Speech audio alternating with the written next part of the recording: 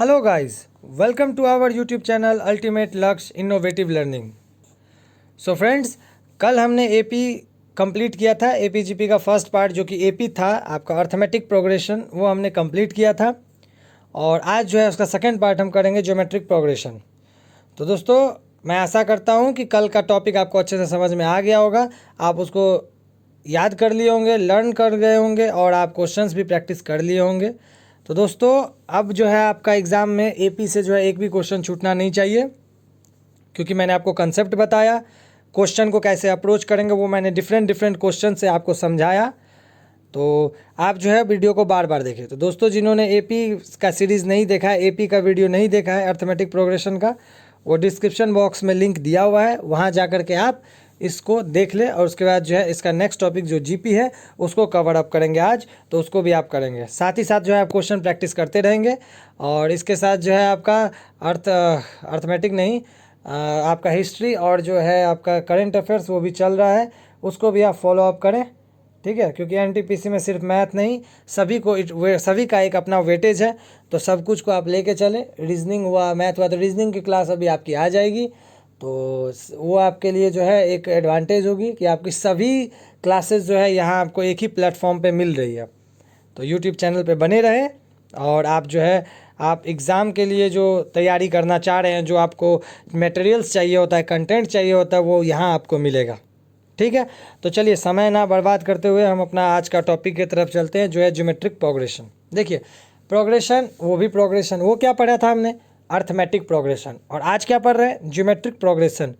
Both the topic have the similar concept means progression.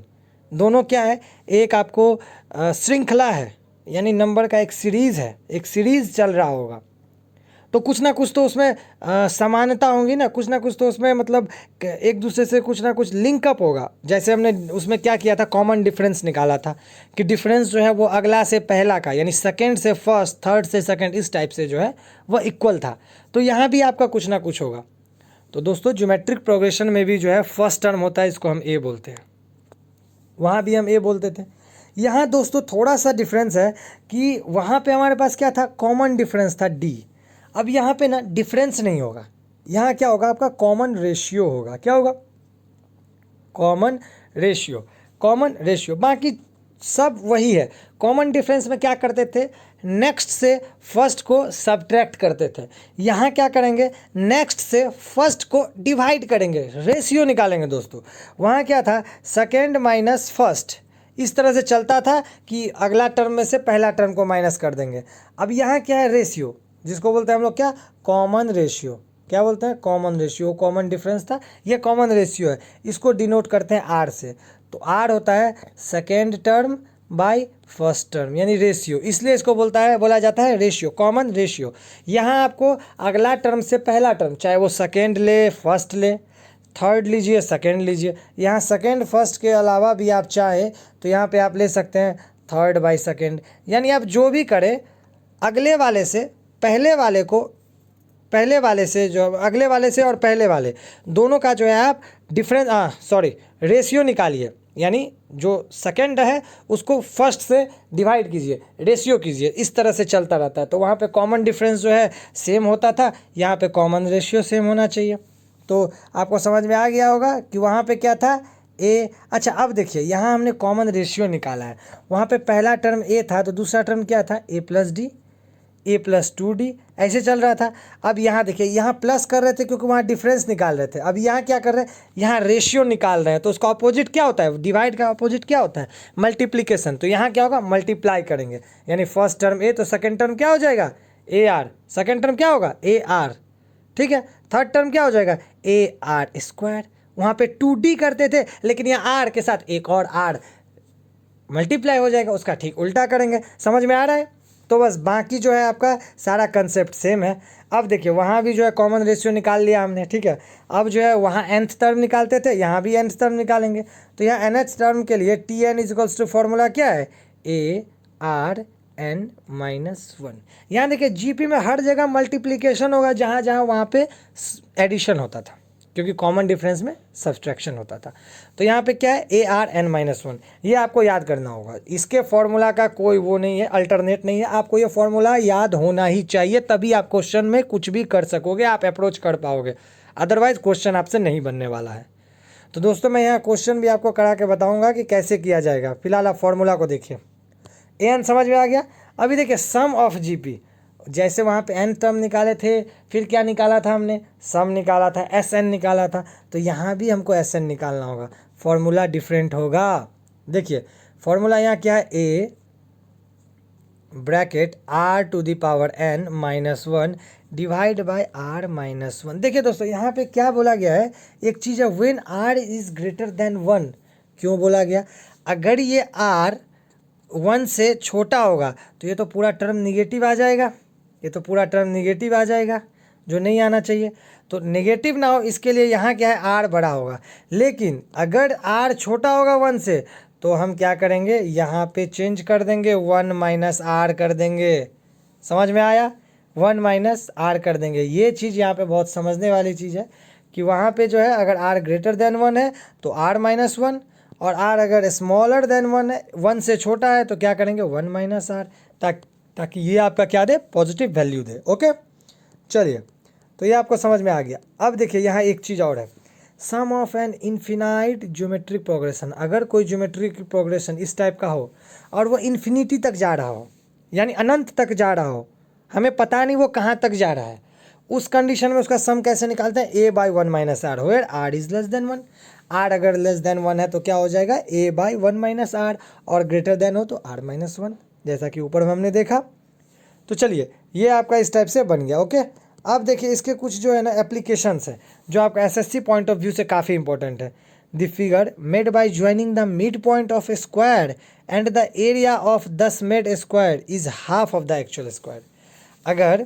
अगर मान लीजिए कोई स्क्वायर है, ठीक है, कोई स्क्वायर है, वो अगर the figure made by joining the mid point of a square, mid point आप इसका सबका मिड पॉइंट ले लीजिए, ये मिड पॉइंट है, इससे आप स्क्वायर बनाइए। ये जो स्क्वायर होगा ना, इसका ये स्क्वायर का एरिया जो है पुराने वाले स्क्वायर के एरिया का हाफ होगा, पुराने वाले का हाफ होगा। तो ये जो है आपको क्वेश्चन में दिखाऊंगा मैं कैसे होता है, ये आपको प्रूफ करके दिखाऊंगा जब आप क्वेश्चन में देखेंगे। फिलहाल आप ये याद रखिए, ये अर्थमेटिक प्रोग्रेशन का एप्लीकेशन है, ठीक है। Next, the figure made by joining the mid point of the right angle triangle is right angle triangle and thus area made of the triangle is 1/4 of the actual triangle। अब यही चीज़ जो है triangle के लिए बोल रहा है, right angle triangle के लिए। ये राइट एंगल ट्रायंगल है, अगर इसके सारे के मिड पॉइंट को आप मिलाएंगे अगर, तो वो भी क्या बनेगा, राइट एंगल ट्रायंगल बनेगा। और जो एरिया होगा इस छोटे का इस बड़े से 1/4 होगा, 1/4 होगा, ठीक है। ये कुछ एप्लीकेशंस है, इसके बेसिस पे आपका क्वेश्चंस होगा, वो हम लोग सॉल्व करेंगे और तब आपको और क्लियर हो जाएगा कि ये क्या एप्लीकेशन है। ये एसएससी पॉइंट ऑफ व्यू से काफ़ी इंपॉर्टेंट है। रेलवे में इतना टफ क्वेश्चन नहीं आता है, डायरेक्ट फार्मूला बेस्ड क्वेश्चन आपको पूछ लिया जाता है, आप उसको इजीली फार्मूला याद करके कर सकते हैं। लेकिन जो एसएससी एस्पायरेंट्स हैं उनको जो है ये बहुत ज़रूरी है कि इन ट्विस्ट जो होगा क्वेश्चन में उसको पहचाने, उनके एप्लीकेशंस को देखें। तो दोस्तों अच्छे से इस चैप्टर को करिए, इससे आपका क्वेश्चन रहता ही है, क्वेश्चन बनना ही है और आप इजीली कर सकते हैं अगर आपके पास थ्योरी है तो, कंसेप्ट है तो। मैं शुरू से फर्स्ट डे से बोलता आया हूँ कि कंसेप्ट जिसके पास है वही जॉब ले पाएगा, वही सरकारी जॉब, वही गवर्नमेंट जॉब को जो है ले पाएगा, ठीक है, वही अपॉर्चुनिटीज़ को जो है सक्सेस में कन्वर्ट कर पाएगा। You have to be convertible, आपको क्या होना है, कन्वर्टेबल बनना है, अपॉर्चुनिटीज़ को सक्सेस में कन्वर्ट करना है, ठीक है। चलिए देखते हैं, to find the sum of first n natural number, क्या होता है, n × n+1/2, क्योंकि इन चीज़ों की आपकी जो है ज़रूरत पड़ेगा जब आप जीपी की क्वेश्चंस बनाएंगे ना, तो उसमें ये सब फॉर्मूला अगर आपको याद है तो वहाँ इसको आपको अप्लाई करना पड़ेगा। कुछ क्वेश्चंस आएंगे ना जहाँ पे डायरेक्ट आपको इस टाइप का रहेगा, तो वहाँ आप डायरेक्ट इस फॉर्मूला को पुट करके आंसर तक ईजिली पहुँच सकते हैं, ठीक है। तो ये आपको मैंने नंबर सिस्टम में भी बताया था, सम ऑफ एन नेचुरल नंबर ये होता है, स्क्वायर्स के लिए ये होता है। अगर नेचुरल नंबर ही है लेकिन उसको अगर स्क्वायर कर फाइंड करने बोला जाए तो n × n+1 2n+1/6 होता है। अगर सम ऑफ द क्यूब्स बोला जाए तो उसके लिए वही नेचुरल नंबर्स को अगर क्यूब किया जाए तो उसका फॉर्मूला क्या होता है, n × n+1/2 होल स्क्वायर, ठीक है, ऐसे फाइंड करते हैं। अच्छा, to find the sum of first and odd natural number. Odd natural number निकालने के लिए क्या करते हैं, सिंपल सा फॉर्मूला हो जाता है एन स्क्वायर, और इवन नंबर बोला जाए तो n into n plus one. ठीक है, तो ये आपका कुछ कंसेप्ट थे, थ्योरीज थे। अब हम लोग समय ना बर्बाद करते हुए सीधे क्वेश्चंस के तरफ जाते हैं, जहां अब आपके जो थ्योरीज है, कंसेप्ट है, वो क्रिस्टल क्लियर हो जाएंगे और आपको ये भी पता चल जाएगा कि कैसे हमको क्वेश्चन को अप्रोच करना है। समझ में आया, आप ज़्यादा कॉन्फिडेंट हो जाएंगे। तो ध्यान से थोड़ा देखेंगे, अगला 5 मिनट में जो क्वेश्चन डिस्कस करने वाला हूँ उसको ध्यान से पढ़ेंगे, अंत तक बने रहे, ताकि आपको जीपी में जो है, और एपी को का तो मैंने सॉल्व कर ही दिया है, जीपी में आपका कोई प्रॉब्लम ना हो, आप इस टॉपिक से एक भी क्वेश्चन ना छोड़े और इजीली जो है इनको समझ पाए। ठीक है, क्योंकि आज जो अभी जो मैं आपको क्वेश्चन बताऊंगा और जो कंसेप्ट है, अगर आपने अच्छे से कर लिया तो इसके बाहर कुछ नहीं है। ओके दोस्तों, चलिए क्वेश्चन नंबर 1 क्या है, 9 9 9 9 9 9 9 9 9 9 अप टू T100 कब तक जा रहा है, 100 टर्म का। Find the sum, sum find कीजिए। क्या होता है दोस्तों, क्या होता है, 9 9 ऐसे करके अगर आप देखें तो ये तो काफ़ी टफ नज़र आ रहा है। तो अब देखिए क्या अप्रोचिंग पावर होता है, ये आपको एसएससी में पूछा गया क्वेश्चन है। अब देखिए क्या होता है, 9 को हम लिख सकते हैं 10 - 1, उसी तरह 99 को 10 स्क्वायर माइनस 1, इस तरह चलता रहेगा। अब देखिए आप ध्यान से देखिए, यहाँ 10 10 स्क्वायर 10 क्यूब, यहाँ कॉमन रेशियो निकालिए, क्या होगा 10 स्क्वायर बाई 10, क्या होगा 10 आ गया कॉमन रेशियो।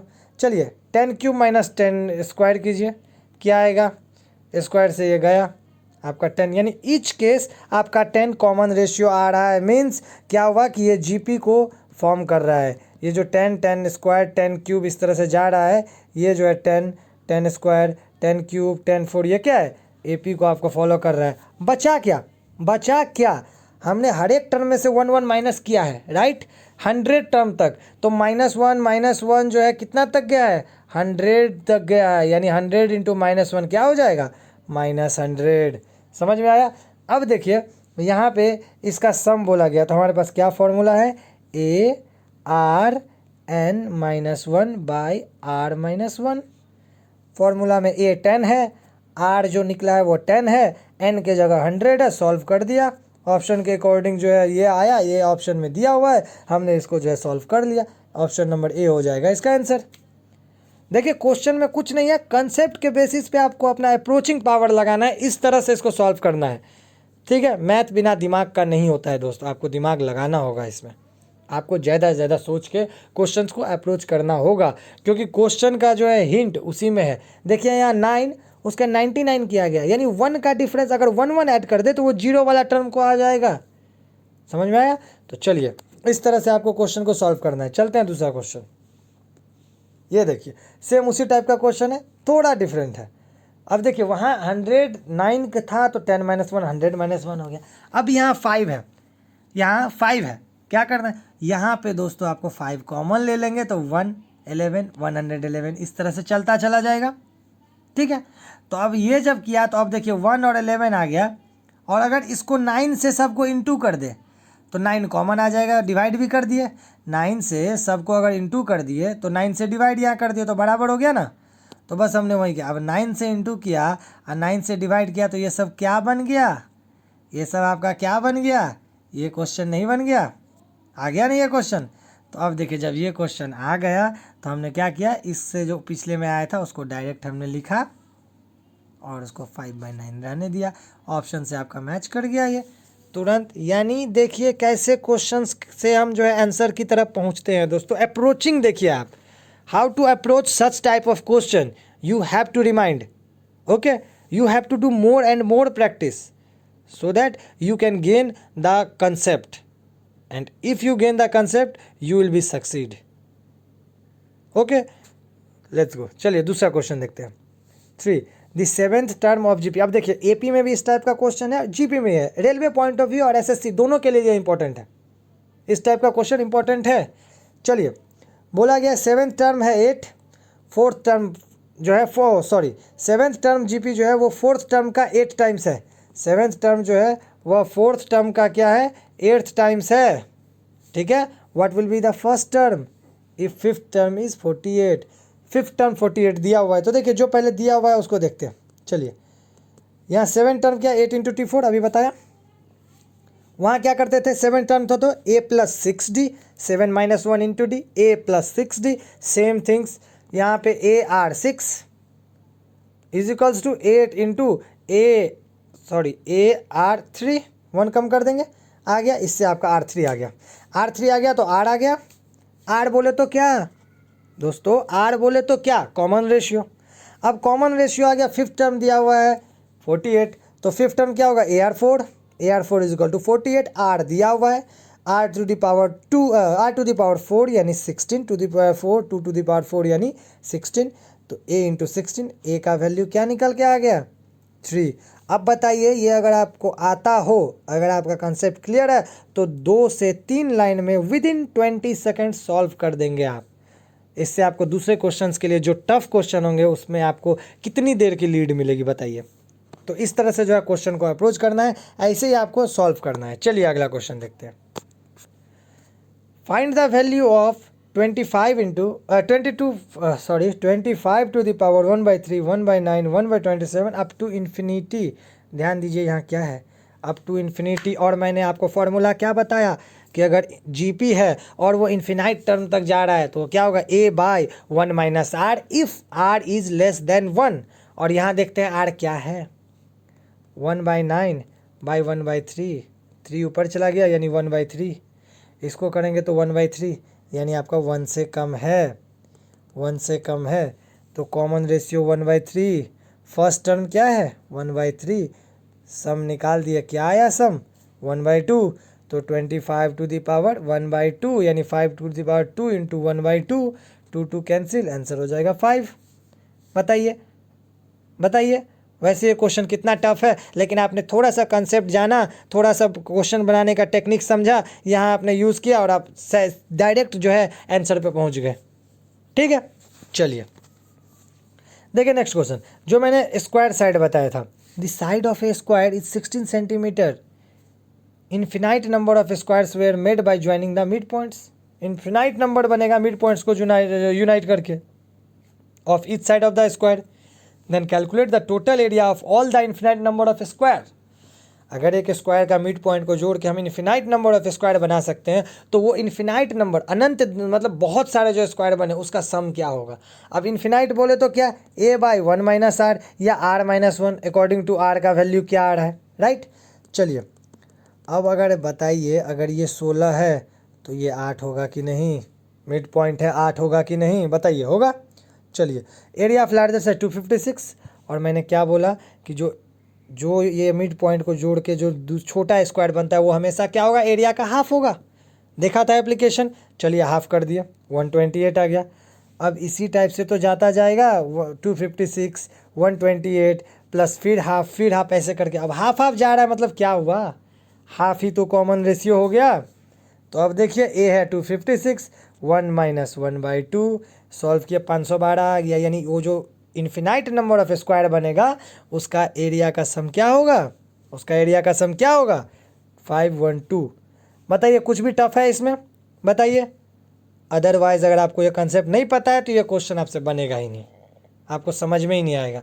इसलिए दोस्तों यूट्यूब चैनल पे जो हमारा जो भी कंटेंट है वो काफ़ी डिफरेंट है और हमने इसको जो है खुद से जो है तैयार किया है। तो दोस्तों आप जो इसको पूरा अच्छे से अगर इसको कवर करते हैं, पूरे अच्छे से इसको गो थ्रू होते हैं तो आपका कोई भी क्वेश्चन छूटेगा नहीं, ये मेरी गारंटी है। ठीक है दोस्तों चलिए नेक्स्ट क्वेश्चन देखते हैं। Find the sum of n term of the series 11 103 1005 ... infinite तक जा रहा है क्या होगा। देखिए सेम कंसेप्ट यहाँ पकड़िए 11 है यानी 10 + 1 100 300 + 3 1000 + 5 यानी 10 100 1000 जीपी फॉर्म कर रहा है राइट। और 135 क्या फॉर्म कर रहा है 135 क्या फॉर्म कर रहा है odd number, sum of n odd number. ठीक है तो हमने क्या किया जीपी का फॉर्मूला से जो है जीपी का निकाला सम। ठीक है और एन स्क्वायर क्या है सम ऑफ फर्स्ट एन या सम ऑफ एन ऑड नंबर कैसे निकालते हैं एन स्क्वायर। आ गया निकल के डायरेक्ट फॉर्मूला में पुट कर दिया हमने, आ गया। यहाँ से देखिए कौन सा आपका जो है इसमें मैच कर रहा है तो आपका ऑप्शन ए जो है सही आंसर है। तो आपने देखा कि इस टाइप से जो है क्वेश्चन को अप्रोच करना है। आप भी इसी टाइप से करें। एक बार जो है अच्छे से आप क्वेश्चंस को घर में भी प्रैक्टिस करेंगे, और वीडियोस को जो है अगर एक बार में समझ में ना आए तो उसको दोबारा प्ले करके देखिए। ठीक है, इससे आपका जो है कोई भी जो है किसी भी टाइप का जो है प्रॉब्लम नहीं होगा, आप आराम से सॉल्व कर पाएंगे। तो दोस्तों, जीपी सीरीज़ में आज के लिए इतना ही। आपका एपी जीपी चैप्टर जो है ख़त्म हो जा रहा है। आप इसको अच्छे से देखेंगे। आप चैनल पे बने रहे, लाइक सब्सक्राइब करें, ज़्यादा से ज़्यादा शेयर करें, ताकि हमें भी मोटिवेशन मिल सके। तो दोस्तों, मिलते हैं अगली क्लास में। तब तक के लिए थैंक यू।